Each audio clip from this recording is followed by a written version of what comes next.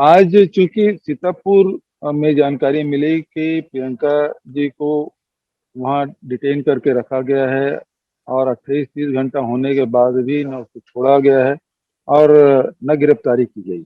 लेकिन जब मैं लखनऊ के लिए आया, मैंने कहा कि मैं सीतापुर जाऊंगा और लखनऊ में पत्रकारों से चर्चा करूंगा और सीतापुर में जाके प्रियंका जी और साथियों से मुलाकात करूंगा। आ, यहाँ एयरपोर्ट में आने के बाद पता चला प्रियंका जी को गिरफ्तार कर लिया गया। उनके खिलाफ 3 धाराएं लगाई गई है और 11 साथियों को भी उसी धारा पे गिरफ्तार कर लिया गया है।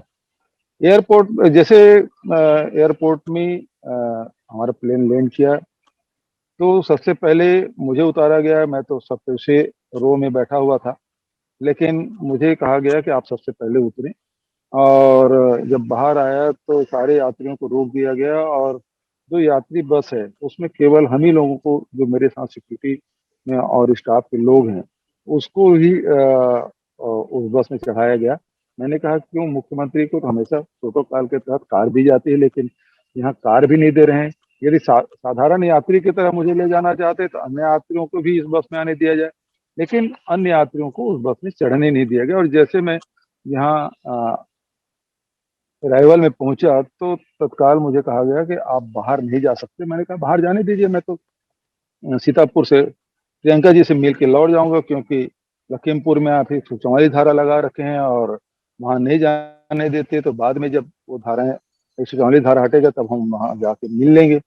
लेकिन उन्होंने कहा आप सीतापुर भी नहीं जा सकते, लखनऊ भी आप नहीं जा सकते, क्योंकि यहाँ भी 144 धारा है। तो मैंने कहा जब लखनऊ में 144 धारा लगा हुआ है तो फिर प्रधानमंत्री जी कार्यक्रम कैसे कर लिए? उसके पास इस अधिकारियों का कोई जवाब नहीं है। एक तरफ दुर्भाग्यजनक इस देश में स्थिति ये है कि देश में जहां हम लोग सब अमृत महोत्सव मना रहे हैं, प्रधानमंत्री जी उस पर लगातार कार्यक्रम कर रहे हैं, दूसरी तरफ ये है कि यहाँ किसानों को रौंदा जा रहा है, उस पे लाठियां बरसाई जा रही है, उस पे गाड़ी चढ़ा चढ़ा के उसकी हत्या कर दी जा रही है। और वो और कोई नहीं बल्कि सत्ताधारी, सत्ता में बैठे हुए केंद्रीय गृह राज्य मंत्री उसके लड़के और उसके दोस्तों ने इस प्रकार की घटना को कारित किया है। तो ये क्या यही अमृत महोत्सव है कि सत्ता में बैठे हुए लोग हैं वो सत्ता के मद में चूर होकर लोगों को हत्याएं कर दे और उसकी गिरफ्तारी न करें? और दूसरी तरफ ये है कि जो लोग पीड़ित पक्ष के लोगों के आंसू पोंछना चाहते हैं, जो वहां न्याय की बात करने चाहते हैं, तो ऐसे में हमारे राष्ट्रीय महामंत्री प्रियंका गांधी जी को गिरफ्तार कर लिया जाता है, कांग्रेस के नेताओं को गिरफ्तार कर लिया जाता है। तो जो हत्यारे हैं वो खुले में घूम रहे हैं, लेकिन जो न्याय की बात कर रहे हैं उसे गिरफ्तार कर लिया जाता है। मैं भी करीब 1.25 घंटे से यही जमीन पे एयरपोर्ट में बैठा हुआ हूँ। मैं अभी भी कह रहा हूँ कि जब प्रधानमंत्री जी जब चले गए हैं, क्योंकि अभी डीएम अभी आए, अभी अभी 10 मिनट पहले आए, तो मैंने कहा कि डीएम आ गए, इसका मतलब है कि प्रधानमंत्री जी चले गए, तभी डीएम यहाँ उपस्थित हुआ है। तो अब मैंने कहा जब प्रधानमंत्री चले गए तब तो मुझे सीतापुर जाने दिया जाए। तो अभी भी ये लोग इस मामले में मौन है।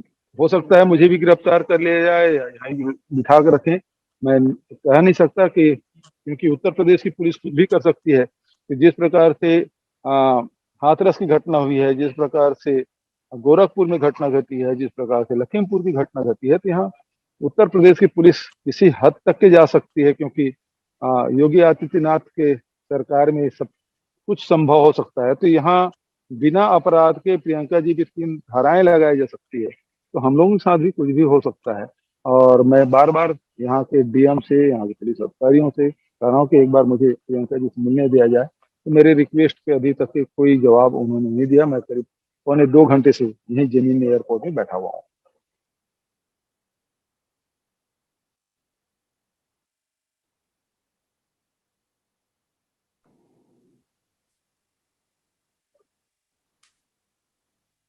Thank you sir.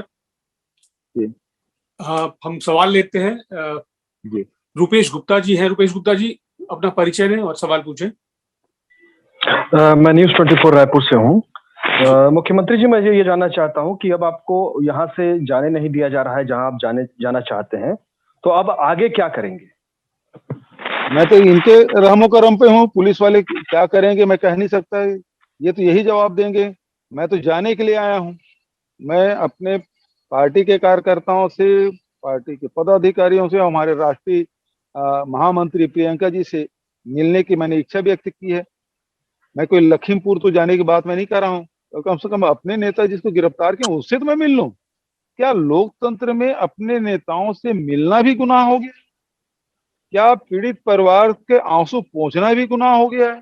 क्या हिंदुस्तान में अब न्याय की मांग करना भी गुनाह हो गया है? तो अभी करीब पौने 2 घंटे से रुपेश जी मैं यहीं बैठा हुआ हूँ जमीन पे जी एयरपोर्ट में। हालांकि राजनीतिक जीवन में अनेक आंदोलन हमने किए हैं, धरना प्रदर्शन भी किए हैं और जेल भी गए हैं, लेकिन एयरपोर्ट के अंदर में धरना में बैठने के पहला अनुभव है। और उत्तर प्रदेश की सरकार ने ये भी कमी पूरी कर दी। कोई जबरदस्ती तो नहीं की गई आपसे? मुझसे, मेरे साथ कोई जबरदस्ती नहीं की गई, लेकिन ये कहा गया कि आपको जाने नहीं दिया जाएगा, तो फिर मैं ही बैठ गया धरने। जी अगला सवाल लेता हूं मैं, सुखबीर सिंघोत्रा जी हैं CG24 न्यूज से। भूपेश जी, मैं ये पूछना चाहता हूं कि जो स्थिति पूरे हिंदुस्तान में हो रही है और खास करके उत्तर प्रदेश में हो रही है, उसको लेके जो पूरा विवाद है और पूरे हिंदुस्तान में ये बात चल रही है कि विपक्ष को दबाया जा रहा है, उनकी बात को सुना नहीं जा रहा है, उनको मिलने नहीं दिया जा रहा है। अगर ये स्थिति छत्तीसगढ़ में होती तो आप क्या करते? मेरे यहाँ भी सिलगेर में बड़ी घटना घटी थी, क्योंकि आप जानते हैं कि छत्तीसगढ़ के बहुत सारे ऐसे जिले हैं जो नक्सल प्रभावित हैं। कैंप की शुरुआत करने के कारण से वहां गोलियां चली और 3 लोगों की मृत्यु हुई। लेकिन हमने कभी भी न पत्रकारों को जाने से रोका, न राजनीतिक दल के लोगों से जाने से रोका। वो लोग गए, उनसे चर्चा की। कुछ लोग तो वहां तक पहुंचे भी नहीं, वापस लौट के आ गए। हमारे यहाँ तो हमने कोई ऐसा रोक तो लगाया नहीं था। वो लोग भी गए, जाए हमारे प्रदेश में। रमन सिंह जी पूछ रहे हैं कि भूपेश बघेल क्यों नहीं गए सिलगेर। रमन सिंह से मैं पूछना चाहता हूं कि वो सिलगेर क्यों नहीं गए। मुझे लखीमपुर जाने से रोक रहे हैं, मैं यहाँ विपक्ष में हूँ, मैं लखीमपुर जा रहा हूँ। आपको, आप वहां विपक्ष में हैं तो आप सिलगेर जाइए ना, क्यों रोका है और आप गए क्यों नहीं? मैं तो ये कह रहा हूँ, भारतीय जनता पार्टी के लोग ये कहते हैं कि आप राजस्थान क्यों नहीं जा रहे हैं, छत्तीसगढ़ क्यों नहीं जा रहे हैं। राहुल जी प्रियंका जी से पूछ रहे हैं। मैं ये कहना चाहता हूं कि भारतीय जनता पार्टी छत्तीसगढ़ में विपक्ष में, तो जेपी नड्डा क्यों नहीं गए? उनको जाना चाहिए ना, और उसे हम तो रोक रहे नहीं है। भारतीय जनता पार्टी के नेता नंद कुमार साय जी, वरिष्ठ नेता भारतीय जनता पार्टी के, जो राज्यसभा और लोकसभा के सदस्य भी रहे, अनुसूचित जनजाति आयोग के अध्यक्ष भी रहे, उनके नेतृत्व में गए। और तो तर्रेम तक, सिलगेर भी नहीं पहुंचे, तर्रेम से ही वहां लोगों से बात करके लौट गए। हमने तो रोका नहीं। हमारे प्रदेश में इस प्रकार से नहीं है कि आपको जाने से रोका जाए। हम जब अपने प्रदेश में जब विपक्ष के नेताओं को जाने से नहीं रोकते, हम ये उम्मीद कर रहे थे कि उत्तर प्रदेश में जहां भारतीय जनता पार्टी सरकार है, वहां हमको भी नहीं रोका जाएगा, जिस प्रकार से हमारे प्रदेश में हम नहीं रोकते। अगला सवाल लेता हूं मैं अमित मिश्रा जी का। अमित जी, अनम्यूट करिए, पूछिए सवाल।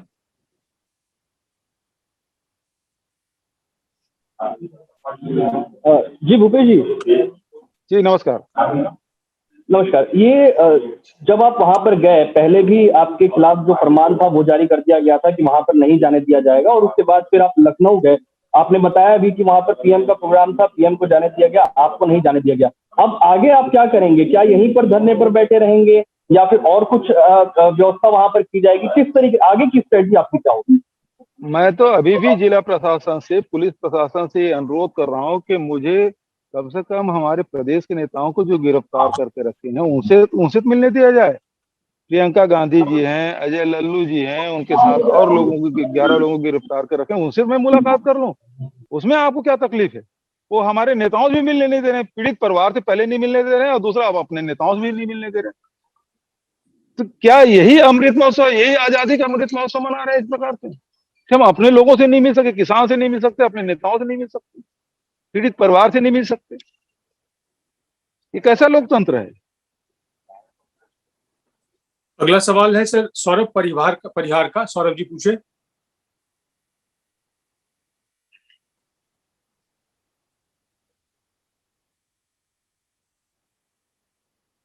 अनम्यूट कर लीजिए सौरभ जी।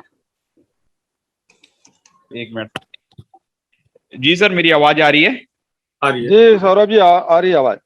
जी सर, मेरा सवाल था कि जिस तरीके से आपने छत्तीसगढ़ में किसानों के लिए कामकाज किया है, अब आपको यूपी का चीफ ऑब्जर्वर बनाया गया है, क्या योगी आदित्यनाथ को डर लग रहा है क्या कि आप पहुंच गए हैं तो अब किसानों का जो मुद्दा है वहां पर छाया रहेगा और इसका फायदा जो है कांग्रेस को मिलेगा और नुकसान उनको होगा? क्या इसलिए पूरी रणनीति बनाई जा रही इस तरीके की?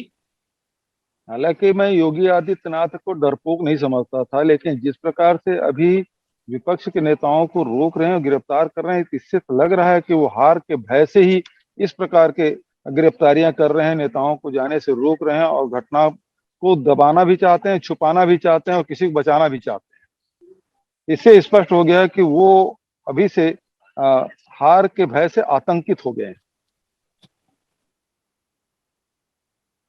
अगला सवाल लेता हूं मैं सर, प्रशांत है द प्रिंट से। प्रशांत, अनम्यूट करिए। आवाज आ रही है आपको? जी प्रशांत जी, आ रही।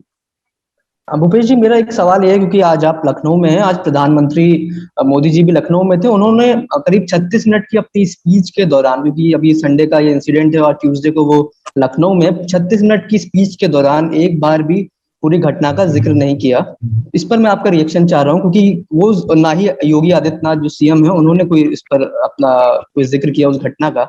और ये क्योंकि ये जो इवेंट है वो 48 घंटे के बाद ही, मतलब विद इन 48 आवर्स ये हो रहा है। ऐसे में उम्मीद की जाती है कि कोई बड़ा नेता आएगा और तो इस पर तो जरूर संवेदना व्यक्त करेगा। आपका मैं इस पर रिएक्शन चाहता हूँ। दो बातें हैं इसमें। पहली बात यह है कि भारतीय जनता पार्टी अंग्रेजों के समर्थक रहे हैं, ये वैचारिक रूप से उनको फॉलो करते हैं, और अंग्रेज हमेशा हिंदुस्तान में किसानों को दबा के रखे हैं, जिसमें गांधी जी, पटेल जी और नेहरू जी ने आंदोलन किए, ये इतिहास में दर्ज है। भारतीय जनता पार्टी भी किसान विरोधी पहले से रहे हैं, ये दमनात्मक रवैया अपना रहे हैं जिस प्रकार से अंग्रेज अपनाते हैं, और इस कारण से वो इसके बारे में ये बिल्कुल एक शब्द नहीं कहेंगे, क्योंकि किसान जो आंदोलन कर रहे हैं, कभी उसे आतंकवादी कहते हैं, कभी पाकिस्तान परस्त बोलते हैं, कभी चीन परस्त बोलते हैं, कभी उसको ठलुआ बोलते हैं, कभी उनके लिए प्रयोग करते हैं कि इसको तो लाठी मारो और बड़े नेता बन जाओ। फिर जो केंद्रीय गृह राज्य मंत्री हैं वो कहते हैं कि सुधर जाओ नहीं तो सुधार दूंगा। तो ये सही मायने में भारतीय जनता पार्टी के विचार ये है। दूसरी बात यह है कि इस घटना का जिक्र इसलिए प्रधानमंत्री और यहाँ के उत्तर प्रदेश के मुख्यमंत्री इसलिए नहीं कर रहे हैं क्योंकि केंद्रीय गृह राज्य मंत्री उस काफिले में थे और उसके काफिले में उसका बेटा भी था, जो किसानों पे गाड़ी चढ़ा दिए थे और उसको रौंद दिए थे, और इस कारण से अपने केंद्रीय गृह राज्य मंत्री को वो बचाना चाहते हैं। इस कारण से उसको बर्खास्त भी नहीं कर रहे हैं, उसके लड़के को गिरफ्तार भी नहीं कर रहे हैं। और तीसरी जो बात है, जो इसके अंदर की जो राजनीति है, क्योंकि जो मिश्र हैं और योगी आदित्यनाथ हैं वो अलग अलग खेमे से बटे हुए हैं, उसके पूछे बिना ही प्रधानमंत्री ने उसको गृह राज्य मंत्री बना दिया था। और ये इसी कारण से आपने देखा होगा जो उसके साथ जो उप मुख्यमंत्री हैं वो गए थे, मुख्यमंत्री उसके कार्यक्रम में नहीं थे और उप मुख्यमंत्री उसके साथ गए थे। ये जो आंतरिक जो इनकी गुटबाजी है वो भी तीसरा ये परिलक्षित होता है। ये तीन कारणों से ये प्रधानमंत्री और न ही मुख्यमंत्री उत्तर प्रदेश ने कोई बात कही है। धन्यवाद सर। मैं अगला सवाल लेता हूं। ममता है, ममता अनम्यूट करिए।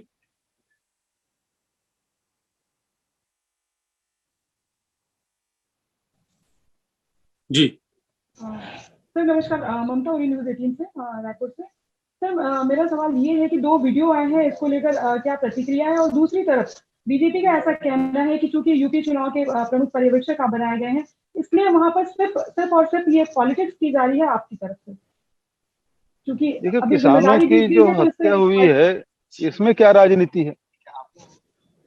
भारतीय जनता पार्टी के नेता के पुत्र उस पे गाड़ी चढ़ा दिए किसानों पे, इसमें क्या राजनीति है? ये तो घटना हुई है। और जब इस प्रकार की घटना होती है तो विभिन्न समाज के लोग, विभिन्न वर्ग के लोग और विभिन्न राजनीतिक दल के लोग जाते ही हैं। इसको राजनीतिक चश्मे से क्यों देखा जाना चाहिए? आखिर क्या बात है जो उत्तर प्रदेश की सरकार छुपाना चाहती है? क्या ऐसी बात है कि जिससे आम जनता के बीच में कोई बात ना आ पाए? ऐसे कौन से लोग हैं जिसे वो बचाना चाह रहे हैं? जिसके कारण से विपक्ष के नेताओं को जाने से रोका जा रहा है। अगला सवाल लेता हूं सर, अभिषेक यादव हैं न्यूज इंडिया से। अभिषेक पूछे। भूपेश जी, आपका अगला स्टेप क्या होगा? आप लखनऊ में हैं, अभी धरने बैठे हुए हैं, आपका अगला स्टेप क्या होगा? मैं तो अभी अब जिला प्रशासन और पुलिस प्रशासन मुझे रोक के बैठे हैं, वो क्या करेंगे तो उनसे पूछा जाना चाहिए वो क्या चाहते हैं। नहीं, क्या प्रियंका जी की तरह मुझे भी होगा? गिरफ्तार करेंगे, या मुझे लखीमपुर तो जाना नहीं देना चाहते, सीतापुर जाने देंगे कि नहीं जाने देंगे? मैं बार बार रिक्वेस्ट कर रहा हूँ कि मुझे सीतापुर जाने दिया जाए, मैं अपने नेताओं से मिलना चाहता हूँ। धन्यवाद सर। अगला सवाल लेता हूं, भरत सेठी है के न्यूज से, लखनऊ के वहीं बाहर है, एयरपोर्ट के बाहर, वहां से वो सवाल कर रहे हैं। जी भरत। सर, सबसे पहले कि 2 घंटे से ज्यादा आपको हो चुका है लखनऊ एयरपोर्ट के अंदर जमीन पे बैठे हुए, एक मुख्यमंत्री हैं सर आप, उसके बाद आपके साथ ऐसा व्यवहार उत्तर प्रदेश सरकार कर रही है, और साथ ही साथ प्रियंका गांधी को 30 घंटे से ज्यादा उन्होंने यूपी गवर्नमेंट ने सीतापुर में बंद करके रखा। क्या लगता है यूपी सरकार, क्या योगी सरकार घबरा चुकी है कांग्रेस से सर? बिल्कुल सही कहा आप, ये किसानों से घबराए हुए हैं, आंदोलन से घबराए हुए हैं, और इस कारण से दमन करने में किसी स्तर पर उतर जाएंगे। और इस प्रकार की घटनाएं आपने देखा किस प्रकार से ये दिल्ली के जो किसान आंदोलन कर रहे हैं उसे दबाने की कोशिश कर रहे हैं, और किस प्रकार से उत्तर प्रदेश में जो घटनाएं घटी है उस पे ये लोग, चाहे वो गोरखपुर की घटना हो, चाहे वो हाथरस की घटना हो और लखीमपुर की घटना, इसको दबाने की कोशिश कर रहे हैं, और दबाने के किसी स्तर पे जा रहे हैं। जो लगातार इस प्रकार से कार्रवाई कर रहे हैं वो इनके खिलाफ जा रहा है। मैं समझता हूँ कि योगी आदित्यनाथ जी बहुत डरे हुए हैं, तभी इस प्रकार के काम कर रहे हैं, अन्यथा घटना घटी है और उसमें वो जाने देते, मिलने देते, उसमें कोई तकलीफ नहीं होनी चाहिए था, लेकिन उनको तो गिरफ्तार नहीं कर रहे हैं जो आरोपी हैं, जो अपराधी हैं, लेकिन जो लोग आंसू पोंछना चाहते हैं उसे जरूर गिरफ्तार कर रहे हैं। सर, आपका अगला स्टेप क्या होगा सर? मैं तो ये पुलिस वालों के रहमो करम पे हूँ, यहाँ जाने देंगे तो जाएंगे, अन्यथा गिरफ्तार करेंगे तो वो जाने। सवाल तो पुलिस प्रशासन और जिला प्रशासन पूछा जाना चाहिए वो क्या करना चाहते हैं। मैं तो आया था यहाँ इसलिए कि आप सबसे चर्चा करूंगा, प्रियंका जी से मिलूंगा, यहाँ के नेताओं से मिलूंगा। लखीमपुर में जरूर 144 धारा लगा है, तो वहां तो जाने नहीं देंगे, लेकिन सीतापुर तो जाने देते, लेकिन एयरपोर्ट में ही ये लोग रोक के बैठे। तो मैं तो 2 घंटे से जमीन पे बैठा हुआ हूँ। पहली बार योगी आदित्यनाथ की सरकार ने बढ़िया स्वागत किया, उसके लिए धन्यवाद उन्हें। Thank you sir, thank you so much sir. धन्यवाद। अगला सवाल अभिषेक है, उन्होंने अपना ऑर्गेनाइजेशन नहीं लिखा है। बारी बारी से आता हूँ, काफी सारे सवाल हैं, उसके बाद आरजे न्यूज आपके पास भी आता हूँ। जी अभिषेक।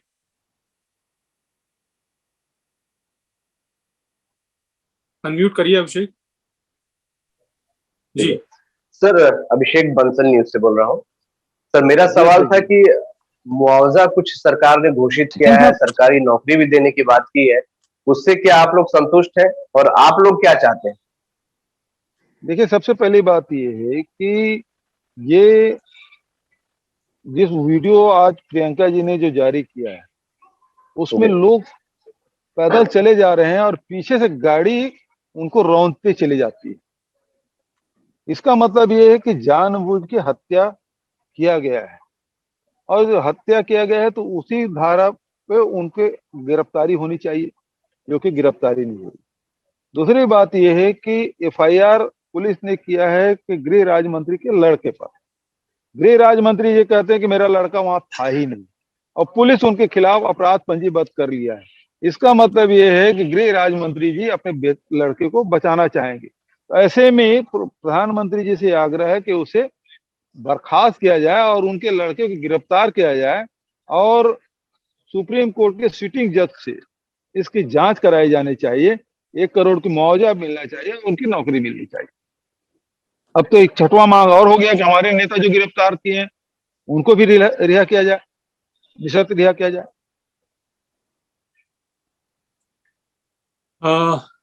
काफी सारे सवाल इससे मैं बारी बारी से कोशिश करता हूँ। RJ news Chhattisgarh. जी सर, पूछे।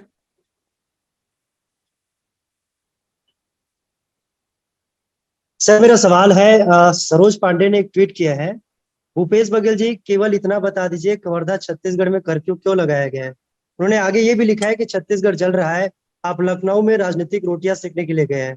आप मुख्यमंत्री है, पहला आपका दायित्व छत्तीसगढ़ की जनता के लिए है।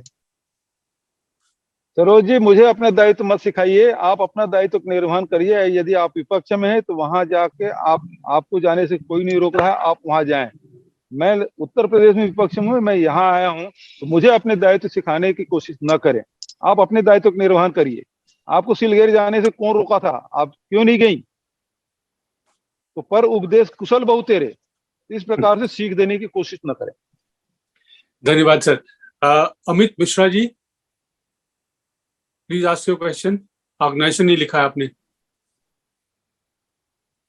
जी मैं सहारा समय से बोल रहा हूँ सर। जी अमित, हेलो पूछिए। जी। हाँ भूपेश जी, ये जिस तरीके से यहाँ पर आपको रोका गया, प्रियंका गांधी को वहां पर गिरफ्तार कर लिया गया, कांग्रेस से इतना डर रही है जिस तरीके से आपने बताया अभी, तो आखिरकार इसकी पीछे की वजह क्या है? अब तक उसकी गिरफ्तारी नहीं हो पाई, कानून कुछ नहीं कह रहा है वहां पर, कानून को लेकर वहां पर कोई कुछ नहीं कह रहा है। वहां की कांग्रेस किस तरीके से काम करेगी अब आगे? देखिए, ये अनंत काल तक के किसी गिरफ्तार करके रख नहीं सकते। देश में कानून का राज है, यहाँ न्यायालय भी है, और ये हमको बहुत दिन तक के इस प्रकार से रोक नहीं सकते। सच को सामने आने से नहीं रोक सकते। लखीमपुर का सच एक दिन जरूर सामने आएगा। और ये जो जिन लोगों ने कहा सुधर जाओ नहीं सुधार दूंगा, उन लोगों को पद से बर्खास्त करना ही होगा। जो ऐसे भाषा का प्रयोग कर रहे हैं, जिसका लड़का किसानों पे गाड़ी चढ़ा दिए हैं, उनको जेल में शिक्षकों के पीछे जाना ही होगा। धन्यवाद सर। अगला सवाल लेता हूं आवेश तिवारी का। आवेश, प्लीज आस्क योर क्वेश्चन।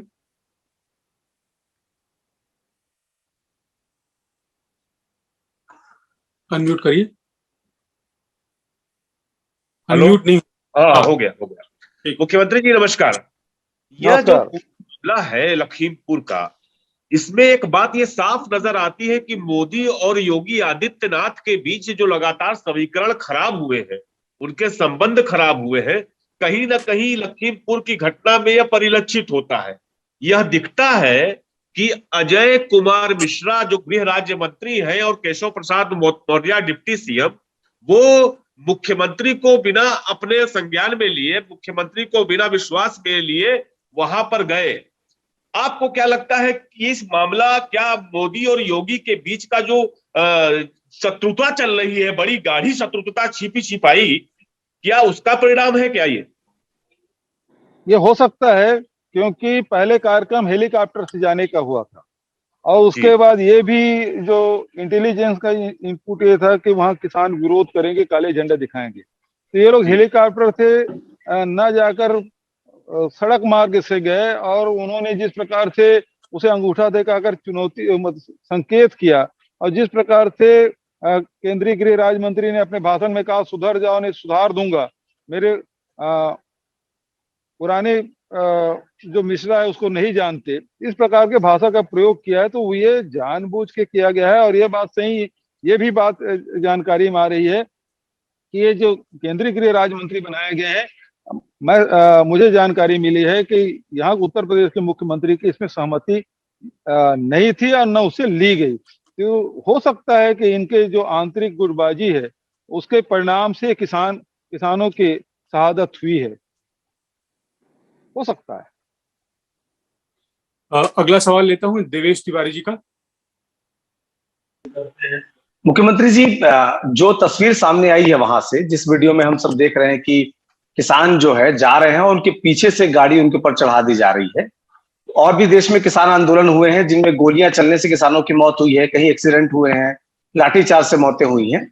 इस तरह का ये पहला मामला है जहां पर इंटेंशनली ठंडे खून के साथ जो मर्डर हम कहते हैं उस तरह का नजर आ रहा है। आप इतने साल से राजनीति में हैं, क्या आज से पहले आपने कभी इस तरह का देखा था कि कोई पॉलिटिकल पार्टी के लोगों ने मर्डर कर दिया हो? सत्ता के मद में इतने चूर हो गए कि अब आम जनता को कीड़े मकोड़े से ज्यादा नहीं समझ रहे हैं। किसानों को तो कतई बर्दाश्त नहीं कर पा रहे हैं, और यही कारण है कि इनको इतना भी भय नहीं है कि इस पे गाड़ी चढ़ाएंगे, मौत हो जाएगी, हमारे खिलाफ कोई अपराध पंजीबद्ध हो जाएगा, हमारी गिरफ्तारी हो जाएगी, ये भी इन लोगों ने नहीं सोचा। और यही कारण अभी देख लीजिए कि 48 घंटा बीतने के बाद भी गृह राज्य मंत्री के बेटे की गिरफ्तारी नहीं हुई, ना उसकी बर्खास्तगी हुई, ना इसकी गिरफ्तारी हुई। तो सत्ता के मद में ये चूर हो गए हैं। और इस बात को समझ लीजिए कि प्रजातंत्र में जनता ही, मतदाता ही सर्वोपरि है। जनता जिसे चाहती है अर्श में बिठा देती है, जनता जिसे चाहती है फर्श में पटक देती है। तो अब मैं समझता हूं कि योगी आदित्यनाथ की सरकार के जाने का समय आ चुका है। धन्यवाद सर। अगला सवाल लेता हूं मैं, विवेक श्रीवास्तव हैं राजस्थान पत्रिका से। विवेक जी। सर बघेल साहब, मेरा एक सवाल था कि आज प्रधानमंत्री के कार्यक्रम में योगी आदित्यनाथ ने कहा है कि ये एक नया उत्तर प्रदेश है, उनके नेतृत्व में बन रहा है। तो इस नए उत्तर प्रदेश में आज पहुंचे हैं, आप कैसे देखते हैं इस प्रदेश को? बिल्कुल, बहुत अच्छा लग रहा है साहब। नए उत्तर प्रदेश में बहुत हम लोग राजनीतिक जीवन में बहुत सारे उतार चढ़ाव देखे, बहुत सारे विपक्ष में रह के धरना प्रदर्शन आंदोलन किए हैं, जेल भरो आंदोलन भी किए हैं, लेकिन एयरपोर्ट में धरना देने का सौभाग्य योगी आदित्यनाथ जी ने दिलाया है, उसके लिए धन्यवाद। लेकिन नए उत्तर प्रदेश में हमने देखा है कि किस प्रकार से यहाँ अनुसूचित जाति के लड़के के साथ हाथरस में घटना हो जाती है, किस प्रकार से एक वैश्य समाज व्यापारी लोगों के साथ उनके ही क्षेत्र गोरखपुर में किस प्रकार से हत्या कर दी जाती है, और किस प्रकार से लखीमपुर में आंदोलनरत किसान जो बहुत ही, और जो वीडियो आया है उसमें तो कोई आंदोलन भी नहीं हो रहा था, वो सीधा पैदल चल रहे थे, उस पर गाड़ी चढ़ा दी गई। ये नया उत्तर प्रदेश है, और मैं नहीं समझता कि उत्तर प्रदेश की जनता इस नए उत्तर प्रदेश की जो योगी आदित्यनाथ की जो सोच है उस प्रकार को उत्तर प्रदेश यहाँ की जनता चाहती है। धन्यवाद सर। एक सवाल आयुष अवस्थी बहुत देर से पूछना चाहते हैं। आयुष। सर नमस्कार। नमस्कार सर, एक सवाल मेरा है कि प्रियंका गांधी के ऊपर एफआईआर हो गई है और वो लगातार लखीमपुर जाने में अड़ी हुई हैं। क्या लगता है वो लखीमपुर जा पाएंगी, या फिर आप एयरपोर्ट से सीधे उनसे मिलने जाएंगे, या फिर सीधे छत्तीसगढ़ वापस लौट जाएंगे? देखिए, ये तो लखीमपुर तो जाएंगे ही, 144 धारा लगा हुआ है, किसी न किसी दिन तो हटेगा, अनंत काल तक के नहीं चल सकता। और उससे परिवार से मिलने से कोई ताकत है वो हमें रोक नहीं सकती। प्रियंका जी तो लखीमपुर तो जाएंगे, उन पे अपराध पंजीबद्ध कर लिया है, गिरफ्तार कर लिया, कितने दिन तक जेल में, कितने दिन तक उसको रोका जाएगा? लेकिन सवाल इस बात का है कि लखीमपुर में ऐसी क्या बात है जिसे उत्तर प्रदेश की सरकार और भारत सरकार छुपाना चाहती है, देश की जनता के सामने नहीं आना देना चाहती। और यही कारण है कि हम लोगों को रोका जा रहा है, और हम लोग वहां जाएंगे, पीड़ित परिवार से मिलेंगे भी, और देश के सामने सच्चाई भी सामने लाएंगे। कौशल स्वर्णबार जी बहुत देर से इंतजार कर रहे हैं। कौशल जी, सीएम साहब नमस्कार। नमस्कार। मेरा सर एक सवाल है कि दिल्ली में लगातार किसान आंदोलन कर रहे हैं, वहां कई किसानों की मौत हो चुकी है, प्रधानमंत्री नरेंद्र मोदी कुछ नहीं बोलते हैं। यूपी में किसानों की मौत हो जाती है, योगी आदित्यनाथ कुछ नहीं बोलते हैं। तो क्या लगता है किसानों के प्रति बीजेपी गवर्नमेंट क्या किसानों के साथ है या नहीं है, चाहते हैं? भारतीय जनता पार्टी है वो अंग्रेजों के विचार का समर्थन करती है, उस विचार पे चलती है। अंग्रेज जिस प्रकार से हिंदुस्तान के किसानों को रौंदा, दबाया, कुचला, उस पर गोलियां बरसाई, चाहे जलियांवाला बाग की बात हो, चाहे अन्य किसान आंदोलन के रायबरेली में के शांतिगंज की बात कहें, वहां गोलियां चलाई गई। तो उसी प्रकार से उसी नीति को ये लोग भी फॉलो करते हुए आज किसानों को दमन करने में लगे हुए हैं, इसको अपमानित करने में लगे हुए हैं। कभी इनको कहते हैं ठलुआ हैं, कभी ये कहते हैं कि पाकिस्तानी समर्थक हैं, कभी कहते हैं ये खालिस्तानी समर्थक हैं, कभी चीन परस्ती बता देते हैं। तो अपमानित करने का कोई भी अवसर ये चूकते नहीं। अब तो हद हो गई कि अब खट्टर जी जो हरियाणा के मुख्यमंत्री, वो कहते हैं कि ये आंदोलनकारी किसानों के सर फोड़ो और बड़े नेता बन जाओ।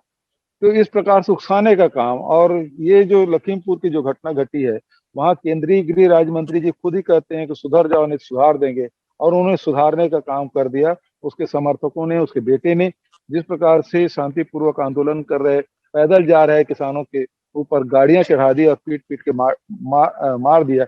ये भारतीय जनता पार्टी का चाल चरित्र चेहरा है जो अब देश के सामने उजागर हुआ है। तो ये हत्या करने से भी गुरेज नहीं कर रहे हैं।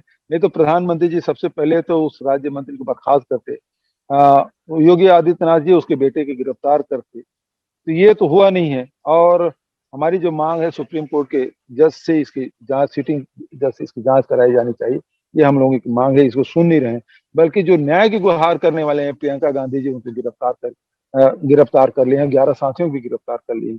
ये तो इनके शासन करने का तरीका है। अगला सवाल लेता हूं सर मैं। ओम प्रकाश चंद्राकर जी हैं, पुष्कर मिथिलेश जी आपके पास अनम्यूट करिए ओम प्रकाश जी। हेलो भूपेश जी, नमस्कार। नमस्कार। मेरा एक सवाल तो ये है कि सबसे पहले आप आगे क्या करेंगे? अभी तो फिलहाल आप एयरपोर्ट में बैठे हैं, आगे आप क्या करेंगे? दूसरा सवाल ये है कि आला कमान ने एक काफी बड़ी जिम्मेदारी दी है आपको, तो बतौर पर्यवेक्षक आप आगे आपकी क्या प्राथमिकता होगी यूपी में? भाई, प्रियंका जी लखीमपुर जा रही थी पीड़ित परिवार से मिलने, उसको सीतापुर में रोक दिए। मुझे पर्यवेक्षक बनाया गया तो निश्चित रूप से पार्टी पदाधिकारियों के से मेरी मुलाकात होगी, उनसे चर्चा करता। अब चूंकि सीतापुर में प्रियंका जी को रोक दिया तो मैं सीतापुर जा रहा था मिलने, तो मुझे एयरपोर्ट में रोक दिया गया।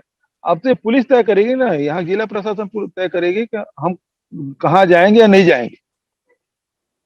अभी 75वीं वर्षगांठ मना रहे हैं लोकतंत्र का, स्वतंत्रता का, और यहाँ उत्तर प्रदेश में स्थिति है विपक्ष के नेताओं को नजरबंद ही नहीं, गिरफ्तार करके रखे हैं। कैसे 75वीं आप अमृत महोत्सव मना रहे हैं और यही प्रधानमंत्री है, यही सब नेताओं गिरफ्तार करके रखे हैं।